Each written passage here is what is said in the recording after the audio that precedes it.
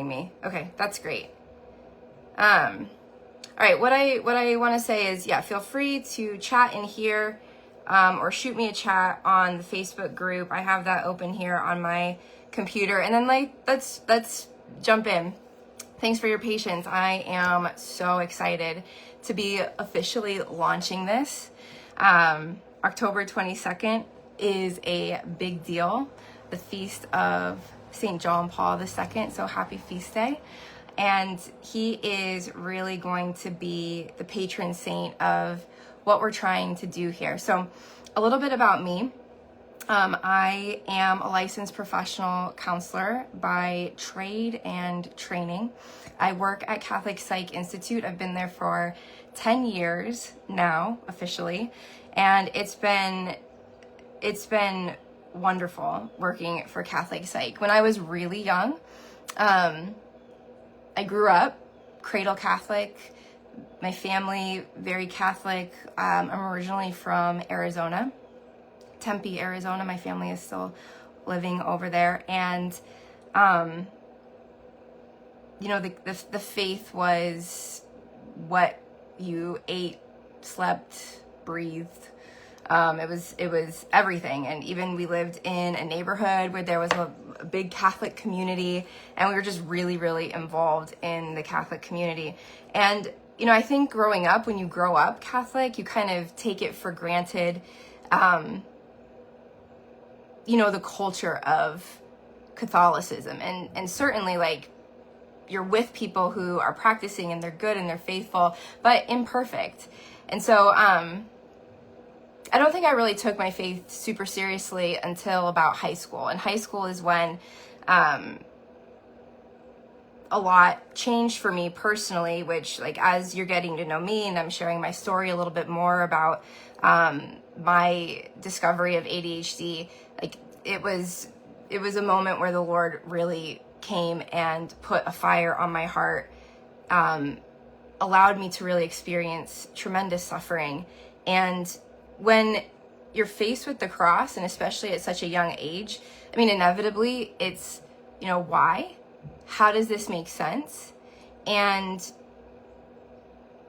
the Lord really allowed me to see that, like, suffering outside the context of faith, suffering outside the context of relationship with God, suffering outside the context of relationships with others, you know, is a form of hell on earth. And so at that age, I was very convicted that I wanted to be a Catholic therapist and had all these dreams of starting a Catholic practice. I knew exactly where I wanted to go to school, grad school. You may have heard of Divine Mercy University at the time. It was called the Institute for Psychological Sciences. And I was like, I know I need to go there. I just have to make it through high school first and then college. And so made it through high school, went to then Franciscan University of Steubenville, where I double majored in psychology and theology. And I love Franciscan. My experience of the program was actually disappointing. Now, this was many, many, many years ago. So over like almost 18, 19 years ago when I was at Franciscan. And so it was very disintegrated. So the faith portion, the theology portion was over here, and the psychology portion was over here, and they did not really intersect much at all. And so leaving Franciscan, feeling really disappointed, and then going into Divine Mercy University, which very intentionally wants to integrate the Catholic faith with psychology. And, you know, there's only so much you can do in a few years, where it's like they got to teach you the basics, they got to teach you the foundational levels of theology, understanding the human person, they got to teach you how to think, how to heal, the clinical skills of counseling. But even there, I did not feel like I got 100% of what I needed. The integration piece fell short. So fast forward, I met my husband at Divine Mercy University. quickly discerned that I wasn't going to pursue the doctorate program, but got my master's in clinical psychology, supported my husband as he finished his doctorate in clinical psychology. We were in Colorado for a while, then we moved to Connecticut, and we're friends with Dr. Greg, and he said, hey, I have this practice, it's just me, do you guys want to join? Like, you're in town. And we said yes and haven't looked back since. And it's been such a wonderful experience and growing, where all of us together growing in this need for greater integration of the faith, integration of understanding like the spiritual side of things to inform how you're going to walk with people, how you're going to help people, because modern psychology is very limited. It's not that it's bad, but it's limited, and it can only reach a certain level in a person's capacity to help somebody, because there isn't this understanding of who the human person is on the deepest level. And so for us as Catholics, and why this is like an explicitly and excitingly Catholic focused group, is because I want to be able to talk about the deepest truth of who we are and why that informs everything.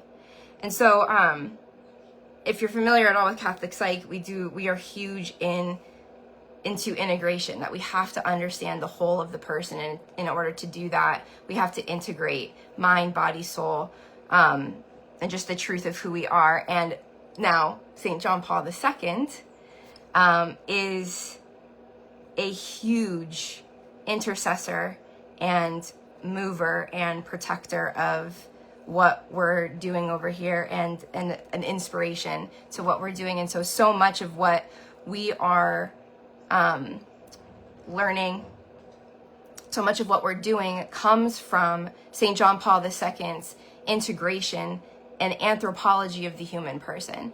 And so he really helps us understand that the human person has a blueprint. And if the human person has a blueprint, then there is a way to understand disorder. If we can understand what is ordered from the blueprint, if we can understand why we were created, for what we were created, what gives us meaning and purpose, then when we're going through our life and we're experiencing pain, or we're experiencing some kind of dissonance, when we're experiencing shame, it can make sense in light of understanding the order and where a person through woundedness is then disordered and wounded and handicapped. And so so that's a huge part of what we do at Catholic Psych, is just understanding the human person, walking with people and meeting them in their suffering, helping them make sense and meaning out of suffering, and really using the fullness of truth in order to do so. So all of that is to say, now I'm here talking about ADHD.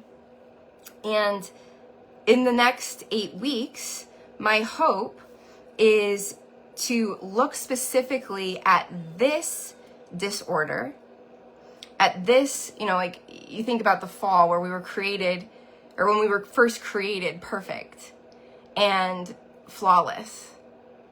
And then through original sin, through the fall, we now have concupiscence, and we have lost a lot of what we had. And so part of now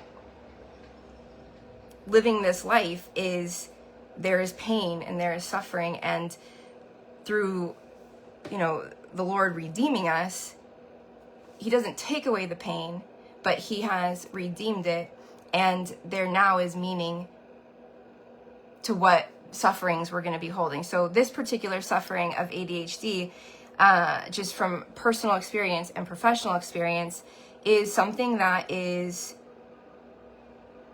like, until recently, truly until recently, has been invisible. And I hear quite often from skeptics that are like, ADHD is just over-diagnosed, and now it seems like everybody just has ADHD, and like that can't be, there has to be something else going on. But I think what has happened over the last decade and a half, really, and especially with Russell Barkley. So Russell Barkley is the person, the trusted person on ADHD in terms of like his research and credibility in the field. And so he's going to be the main person I'm pulling a lot of this information from. He's the one who taught me about ADHD. And so through his research and then other people joining his research, we're now seeing that it's not that it's anything new. It's just we now can see things more clearly and understand things more clearly, and what people have been struggling with for a long time, like even like across different cultures, there's ADHD. It's understood, you know, maybe a little bit differently, but it's ADHD. And so when so looking at this invisible suffering, which is like so deeply felt on the inside, and then people don't really understand what's happening from the outside. And then you have two people who, like, you have yourself and you have the world, who don't understand what this is. My hope is that through having this group and doing this 8-week series on ADHD, that we can start from taking something that first started invisible, and now we see it. For some of you in this group, you struggle with it, you suffer from it individually, like personally. For many other people in this group, you have a spouse who suffers from ADHD, and that's going to impact your life and your home. And then for other people, you have children who have ADHD and they've been diagnosed with that. And, you know, it's something that if you don't have it, it doesn't intuitively make sense, because on one level you could be like all-star, killing it, crushing it at life, super efficient, super productive, you can achieve a lot, and then the next day you can barely get out of bed. And that's confusing. And so people who don't understand ADHD don't know what to make of that. And so it's like, is this a character flaw? Is this a discipline flaw? You know, maybe I just need to be stricter. Maybe I need to be, more serious and like focus on laziness, focus on following directions, focus on, you know, relationship enhancement of like, do you love me? Like, this doesn't feel like you love me. And it just, when you can't see it, you can't understand it, and it hurts relationships. And this is one of the most foundational understandings of the human person, that we are created for relationship. And so when you have this invisible obstacle, it kills relationships. And if you don't see it, you can't understand it. If you can't and you can't do anything about it. So this is my hope. My hope is over the next 8 weeks to be able to go through what ADHD is, to help create understanding, to create recognition of what common common symptoms of ADHD are, what that looks like. And if we can see it, if we can understand it, then we can change our relationship to it, which, you know, is the goal is going to be to love that, to have this be something acceptable, to not have this be antagonistic to the relationship or the way in which you live your life. So so that's the hope of what we're going to be doing over the next 8 weeks. And when this idea was percolating in my mind, I was super excited by two components of this group, which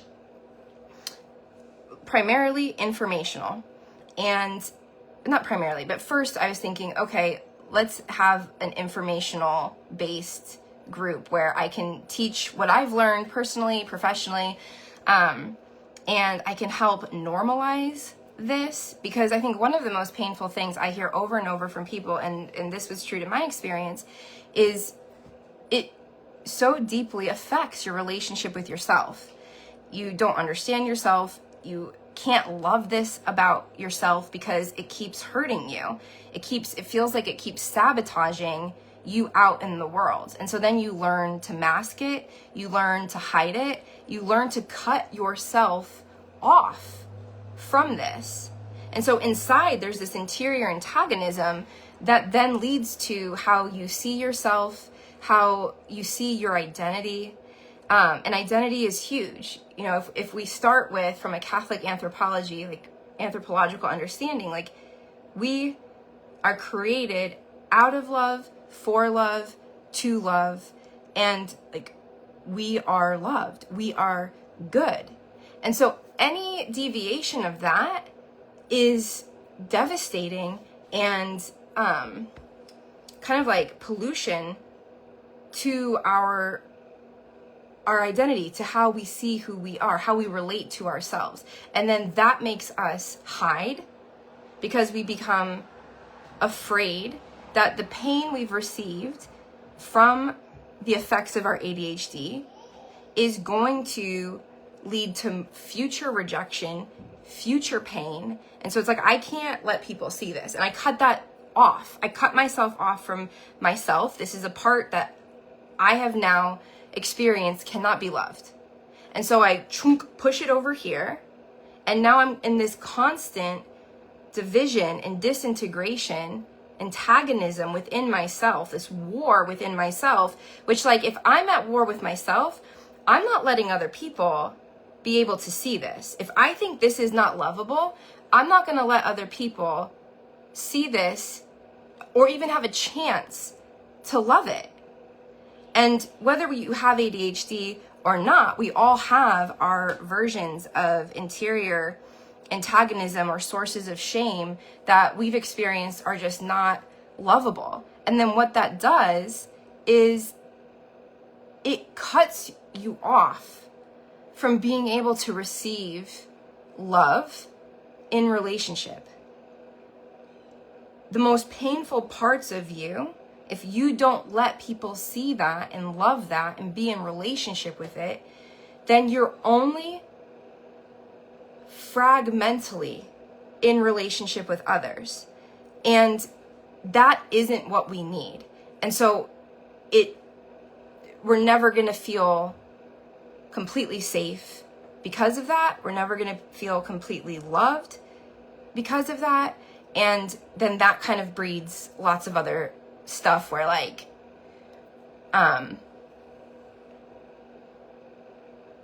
it affects a lot of other areas of our life. It's kind of like that becomes a wound. We don't let that get seen or cleaned out, and then it infects us emotionally, relationally, spiritually, even in many other ways. And so John Paul II, one of his most recognizable kind of banners was become who you are. And this is so profoundly simple, but yet so hard to do. And yet us becoming saints depends on this. You can kind of, my mind goes to the garden and, Adam and Eve walking with God, having access to love himself after they made the mistake, then they hid.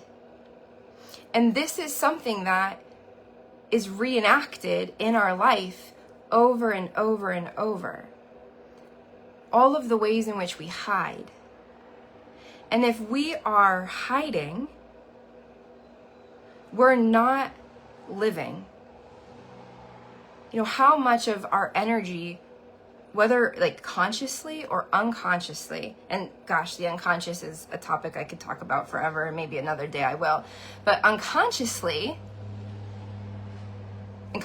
how much energy is being spent on managing our fear? Which, if we're afraid, we can't like what's the opposite of fear? If you think about times in your life where you're afraid, what does that look like for you personally? How do you manage your fear?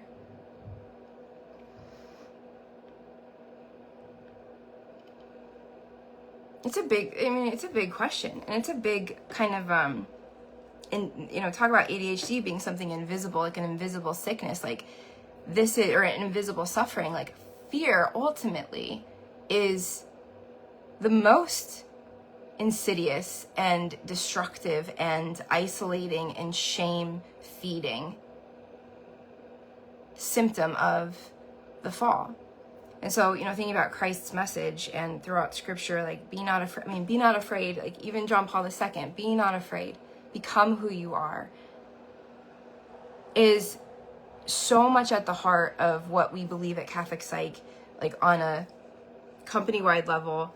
Dr. Greg, who started the company, like his mission, like his conviction, and then how like it just, for those that have joined Catholic Psych on a professional level, we're just all very mission aligned that like the sickness of the world is fear, and how fear distracts us from God.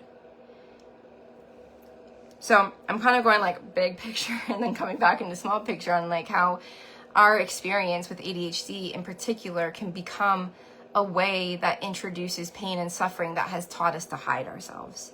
And so by intentionally beginning to look at this and being open to understanding it, understanding the ways in which it has hurt us, then we can begin to walk it back, to rewind it, to heal it, and to heal that starting in relationship. And that's another hope for this group, is that like after the 8 weeks are done, which I'm going to be kind of,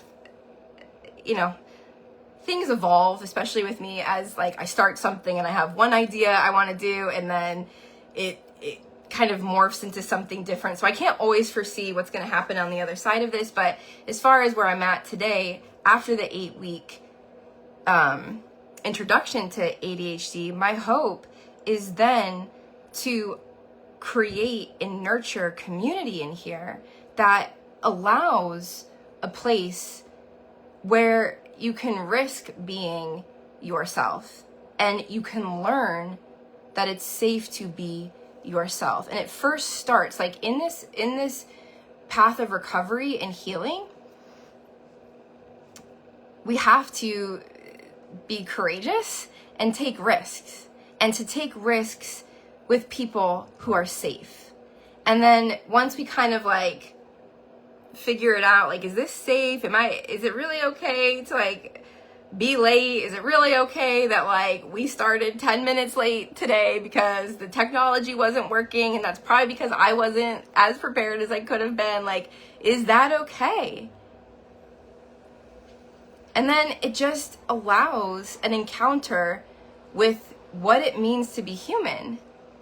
And now it's safe to be human because we're all so deeply aware of areas in our life where we fall short. And then we come to see that like, oh, you struggle with that, I struggle with this too. And we're invited to do something different, where I don't have to hide my struggle anymore, which is like, you see all over the place.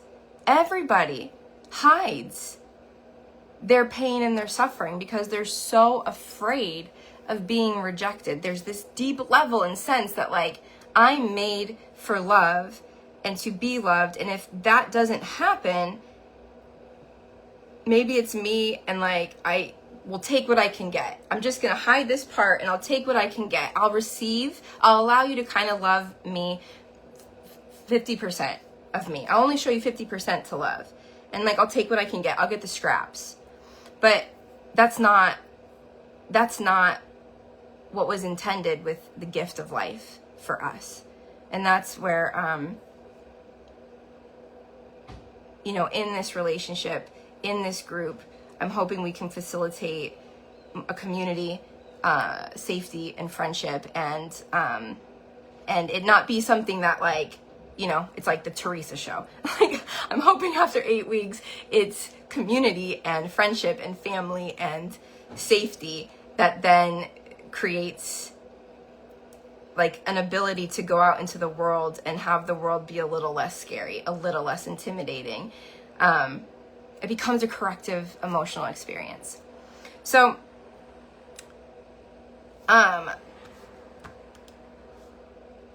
we're doing good. I'm looking at the time, and I'm definitely a talker and could talk a lot. But maybe that's enough for today. And I'm actually not seeing any comments. So I don't know if you guys are leaving them, or I just see like who's watching and who like pops in and pops out. But for whatever reason, I cannot see any comments. So my hope was to have this be a little bit more discussion based. So if you guys have questions, like I'm going to hang around until 12. So for 20 more minutes, because it's not popping up on my phone and I'm really not savvy. Oh, I'm seeing comments. Okay, great. Oh, okay, wonderful.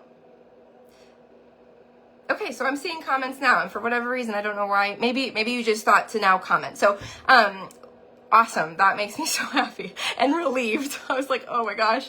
So, okay, if you guys have questions, I'm here for the next 20 minutes. Would love to answer them.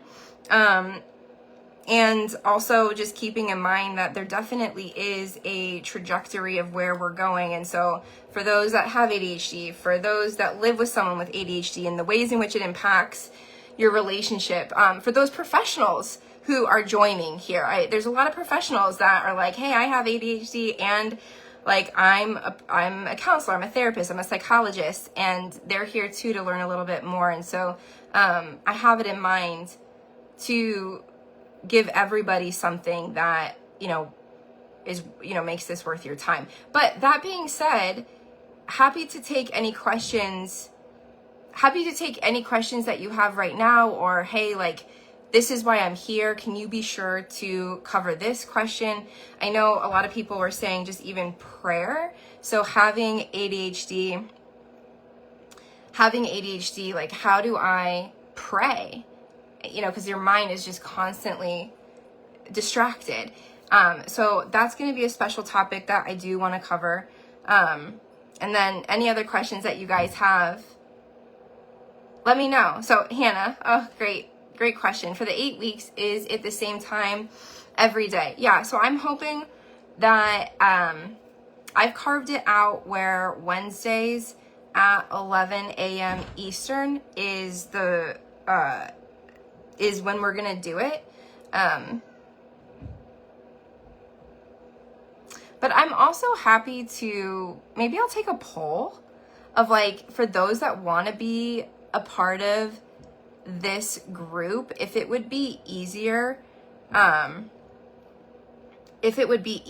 to hit a, to meet at a different time. I'll look at my schedule, and I do have some flexibility. So I'll do that. I'll do a poll, and we can see if there's a better time for people that also works within what I'm able to do.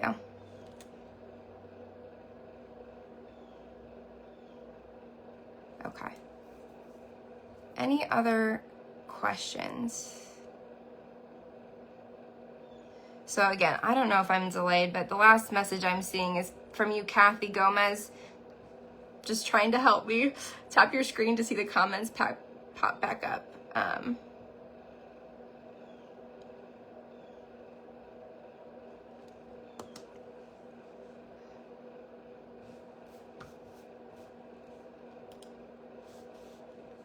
So great. I mean, if there's any more questions, feel free to put them up here, or you can put it in the ADHD group. I have that pulled up.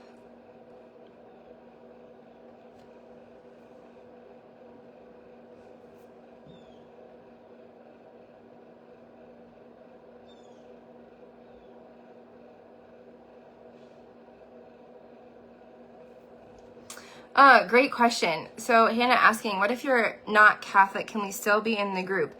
Yeah, absolutely. Yeah, absolutely. Absolutely. I think the only thing I would like say, which, you know, when I'm sure for anybody who joins this group,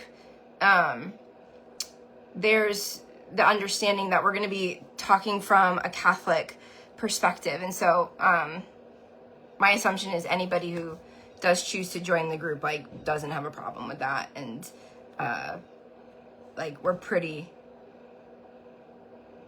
to be pretty, Catholic, if you can't tell from the introduction of all of this. Okay, cool. Olga Marie, thank you so much for what you're saying. I think there's a delay because I don't see all my comments. Okay, that's so good to hear. Andrew, I would be interested in the patterns of ADHD. You mentioned one day you're crushing it and the next day you can't get out of bed. I've seen a lot of research around the science of dopamine peaks in the moment to moment, but I experience that day to day, even week to week change. Yes. We're going to talk a lot about brain science. We're going to talk a lot about what goes on in the brain when, like with an ADHD brain. So we're definitely going to get to that.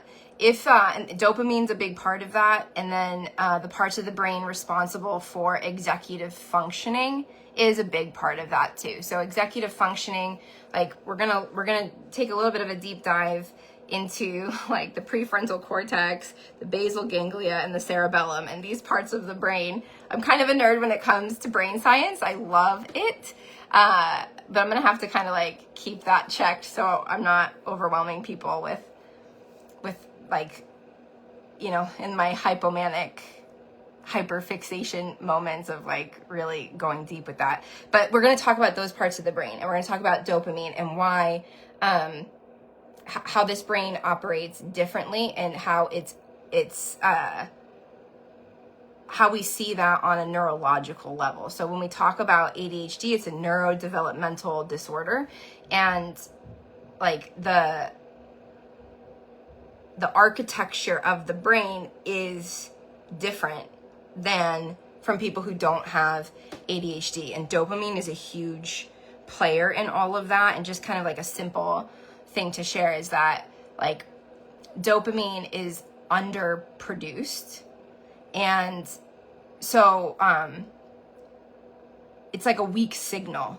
The dopamine in an ADHD brain is like a weak signal. And so this is why you can't just will to do something. Like somebody without ADHD, like my husband, for example, who is such a gift to me, he's like on another level of executive functioning, and like he can do things he doesn't want to do like that. It's like he can sit down and do the taxes. He can sit down and pay bills. He can say like, okay, I'm going to clean right now. Okay, I'm going to do this. And in my moments where like I'm really not functioning at my optimal level because of like a lack of dopamine, like if I don't want to do that, it's very difficult to will myself to do it. And this I think is a huge place of misunderstanding and pain for a lot of people, where it's like you're just being lazy, like just do the thing. People who don't have ADHD can just will to do the thing they don't want to do. And when you have ADHD, it's like, like what's wrong with me? And it's a dopamine problem. And this is why often, you know, if we're being strategic, and as we're going to start thinking about this strategically, we're going to look at how to set you up for success, your environment up for success, that can like capitalize on interest. So a lot of like our motivation is interest based, and the more interested we're in it, the more dopamine is produced, and why we can like work for hours. Like that hyperfixation, this isn't something most neurotypical brains experience. Like we can just do something for hours and hours and hours because like we've hit that dopamine button, and it is coming strong, and the signal is strong, and it's like, and even like when you think about, that experience of procrastination. And procrastination is what it feels like, and it's what is experienced inside and outside, but it's actually, like, we can't sense the future, and until the future is right here. Like, ADHD is like in sight, in mind, out of sight, out of mind. And so this is why, like, people can say, okay, I have this project and it's going to take 2 weeks to complete, and they can organize it, and they can plan ahead, and they feel time. We don't feel time. ADHD cannot perceive time. And so unless it's right here, we're not aware of it. So, yeah, anyway, so we're going to talk about dopamine. Oh, good. These questions are coming. Awesome. Let me just back up here.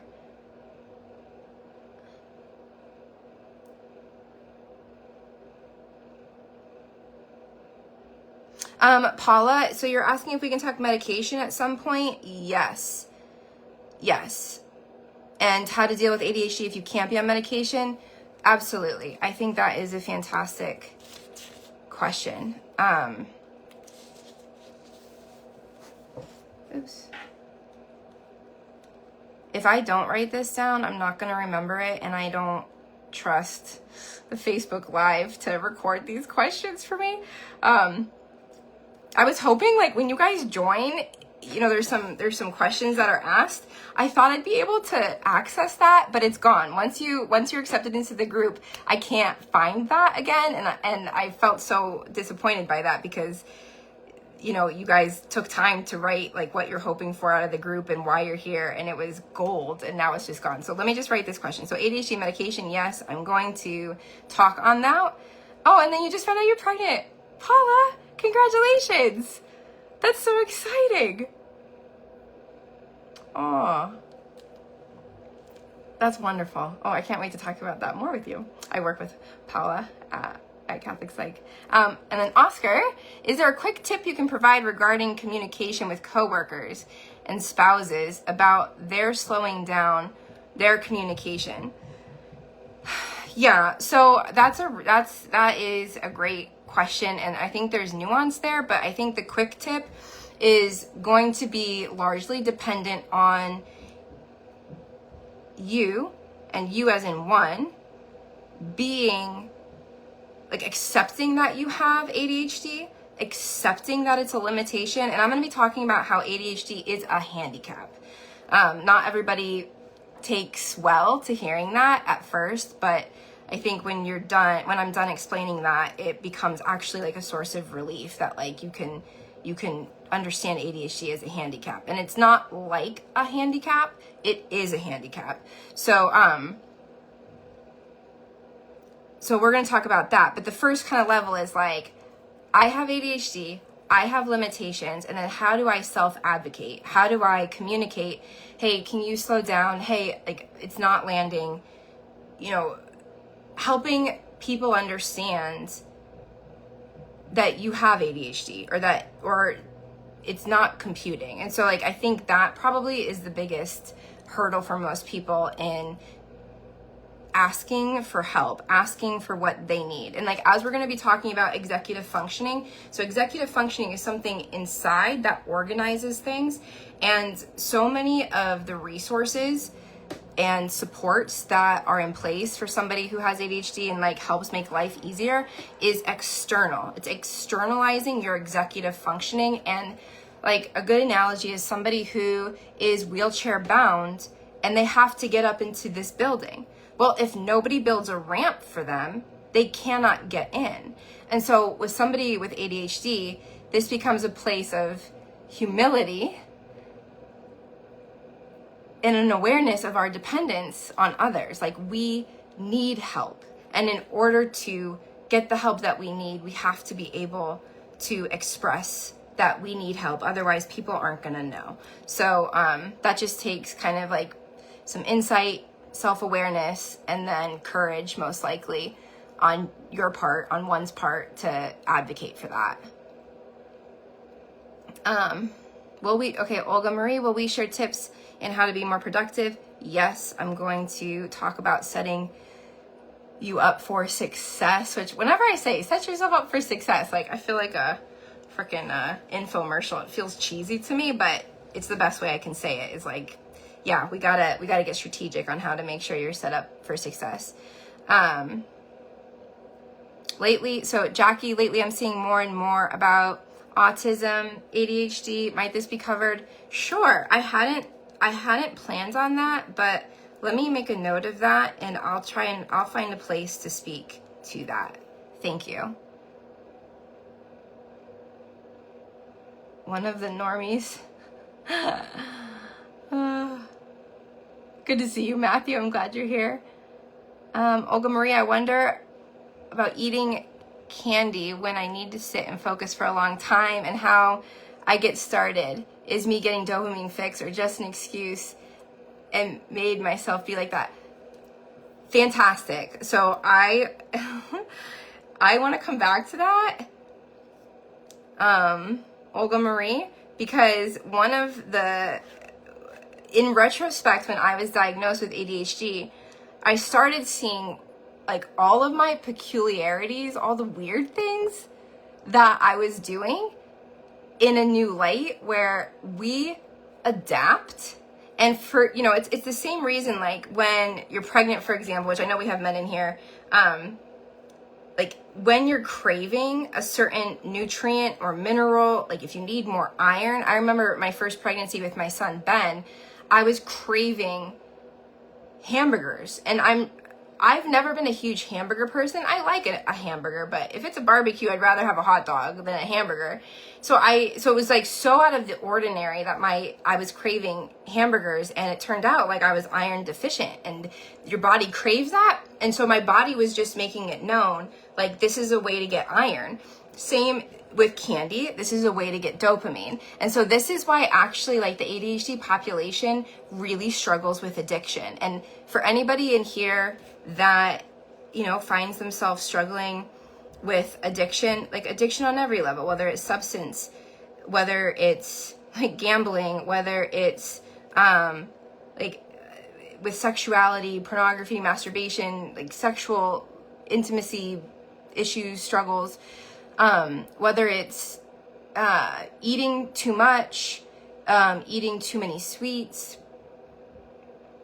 There's so many addictions out there, drinking, like whatever it might be, like the ADHD community is so susceptible, or shopping, I wanted to say, that's a big one for me.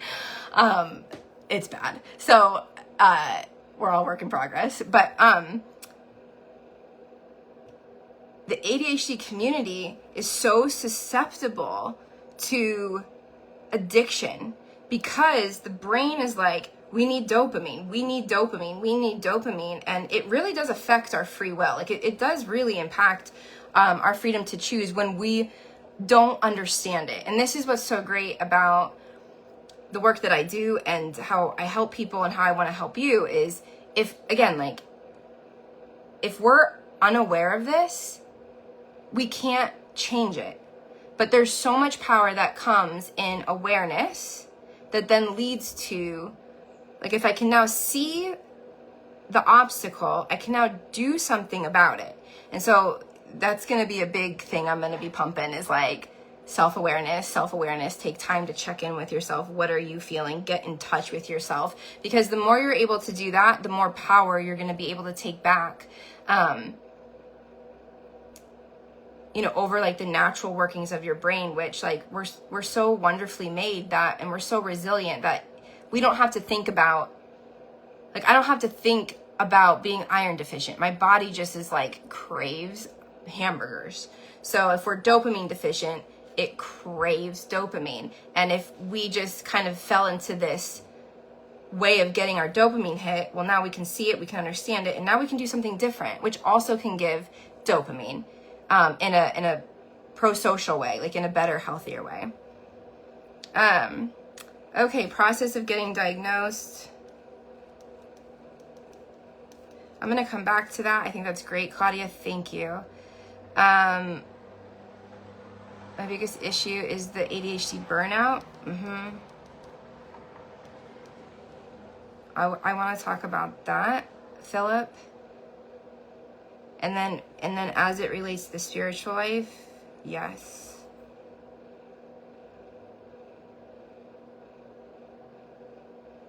I am diabetic and it's a struggle. Yeah. Yeah, I imagine it would be. It's so hard. All right, thanks, Matthew. So, okay, awesome. We're going to go ahead. How does one diagnose? Yeah, we'll talk about that because that's a bit of a process. The simple answer is to look up kind of prescribers in your area and you can talk about it with them. But